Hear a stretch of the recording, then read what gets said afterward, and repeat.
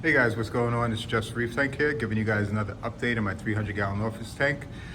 This update is going to cover the mini crash and the end results and the changes that I made overall dealing with the tank and what I'm doing differently now, and also mainly the ICP test and the results that I got from the 3 tests that I sent out. So first I sent out the Triton test and the standard ICP, and the parameters weren't anywhere outside of what I normally got back as far as results.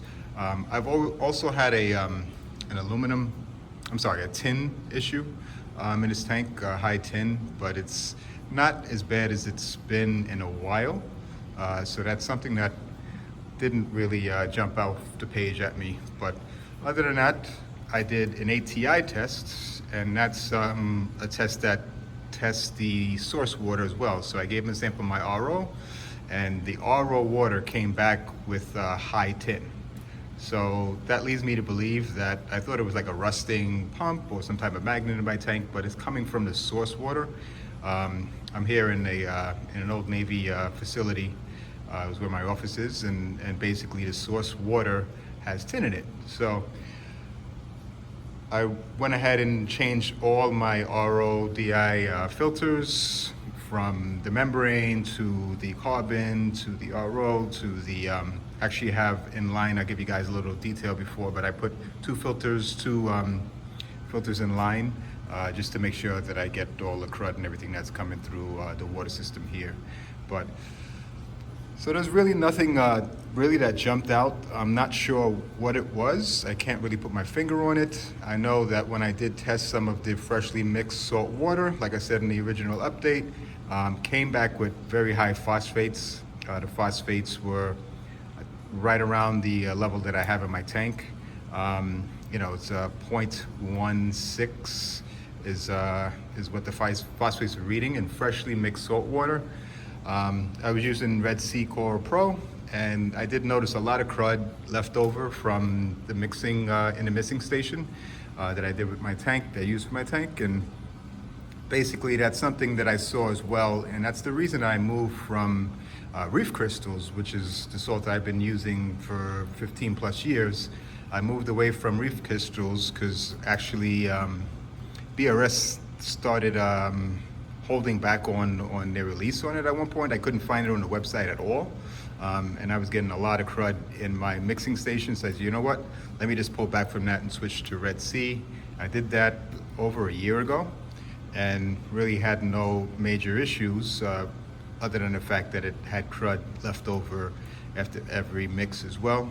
So it could have been the fact that the crud was holding some phosphate, I'm not sure. I did clean my container, my mixing container, before I started seeing a lot of RTN. So I'm not sure what it is. I can't put my finger on it, guys. If I could, I would definitely say. But changing the water made the situation worse, and corals were checking out. So as far as a definitive answer and what it was, I'm not 100% sure, but once I started changing, I went right to an emergency water change. I went to the Instant Ocean, the standard salt, just to get it. I picked it up from my LFS, and the first full 300 gallon, it's a 340 gallon water system, roughly. So the first 300 gallons I changed, the first water change I changed, I saw an immediate change in my all of my polyps on the corals. So all the polyps were retracted, or most of the corals, and they started coming out immediately when I changed the first 44 gallons. So I knew that was one of the issues. The actual issue, whether it was the source water or whether it was the salt or whether it was the crud in the mixing bin, I'm not 100% sure. But the good thing is I caught it in time. Did have some help from reefers as well, some experienced guys, and they gave me some pointers on what to look for. And I did find after testing my freshly mixed salt water that there was an issue, and just seeing the die-off that I had on the major colonies, the fastest growing colonies, like the bird's nests and any coral that grew fast.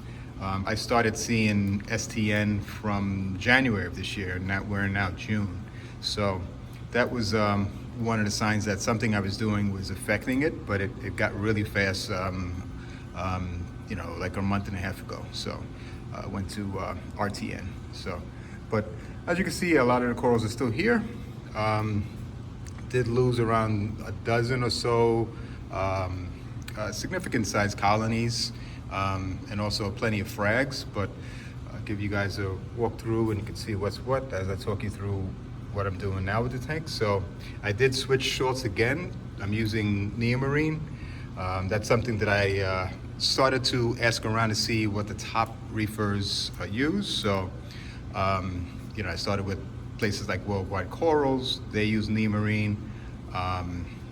West Coast Reefer uses neomarine. So there's you think of the top people who have really good SPS tanks, and they're using neomarine. So that's something that Brightwell, when I read up on it, Brightwell explains their process and how they make the salt, and they don't just buy the salt in bulk and add some additives to it. They make it themselves from scratch, and it's all controlled at their facilities. So I felt more confident moving towards the neomarine. So I did a whole another 400 gallons of water change with neomarine, and that's been working out well. Zero crud left over in my mixing bin. So hats off to those guys. They seem to have a very good product, and so far I have no complaints, and I've really been satisfied. So other than that, we got some, you can see, you guys can see because I changed the lighting a little bit on the radions, but you see there's still some white skeletons showing. That's pretty recent. That was one of the signs that I saw like a month and a half ago. So what I did was started to do more water changes again, just to make sure, because sometimes whatever was in a tank may be seeping out of the rocks and the sand and different things of that nature. So it's nowhere close to as bad as it was before, but just looking for any slight sign and making some changes as things go along. But overall, the corals survived. Even these encrusting montes, the polyps were fully retracted and they were dying off. So right now everything is looking happy. You can see, probably a little hard to see, but I did do some trimming on the tips that died off. So most of the acros, the tips did die off, and that's normally a sign of alk spikes. But I have a Apex Trident, and that's something that's been monitoring my levels, so I know I didn't have any alk spikes. But I remembered changing water. Anytime I did a water change with the Red Sea Coral Pro, everything would slime up. All the acros would slime up, and I think it's because the levels were not exactly matching my current levels that I'm running. Between 8 and 9, alk and Red Sea can run up to 11. So right now when I do a water change with neomarine, no issues. This tank does not bat an eye. Nothing shows any change. If anything, corals start looking a little healthier. So yeah, so I'm really happy with the salt, guys. I think it's something that definitely has an improved effect on the tank. And also just with changing out all my RODI equipment and thoroughly cleaning my mixing bin, getting rid of all that caked up crud that was in it, I think at this point the tank is recovering. So you can see here, this is a green slimer, probably one of the hardiest corals, and you can see the tops have some die off. I think another thing that triggered the rapid change in my tank was the addition of radions. I had the T5 hybrid ATI fixtures before, and different type of lighting, much less intense. I did make the change without using a par meter originally. For some reason my Senai would not work no matter what I did. I had to call customer support, and they had to just reset my account.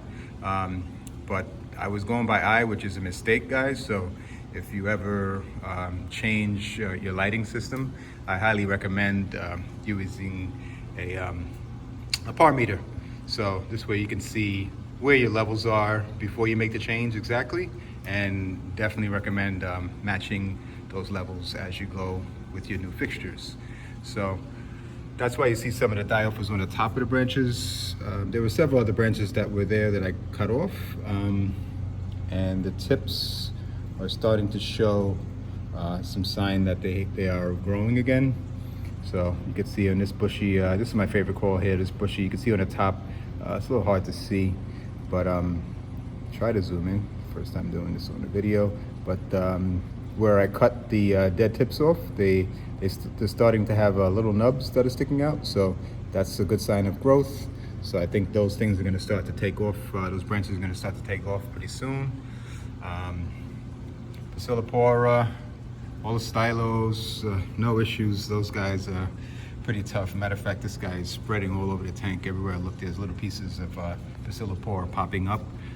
This acro here, you can see we got some tips. You can see the brown on the tips. It's a little hard to frag this one and break off all the little tips, but what you see is happening is the new growth is going around the tips, and it's basically encrusting over those tips and continuing to grow.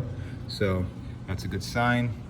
Another piece of my green slimer here. You see the tops of the branches, what died off, but it's starting to color up again. So hopefully that's going to take off pretty soon. There's another, this acro here didn't show any problems. I mean, it's a nice stag, and never showed any issues. Seems like the corals, the bushier the coral, the more hardy it was, and it lasted through the mini tank crash. You can see the different coloration here on this colony that I have. I took off a lot of branches on this colony, and you can see the different coloration there, because those branches were more shaded by the branches that were above it. But yeah, so my one softy coral here, no issues, doing fine. I am trying to get the plating Monty. Let me go around to this side. I'm trying to get this plating Monty that's on the PVC to grow onto that little rubber rock that I put there. Yes, that's an Aptasia, as you can see, pointing its head up there. But I'm trying to get the plating Monty, the encrusting Monty, to grow onto that rubble and then in turn grow onto the wall, as far as the wall of my tank there, to give it some color. Other than that, got a couple of frags here in this frag rank. Yeah, so there were a couple more colonies here and frags, but I have removed them from the tank. Purple stylo is down here, that guy is gone.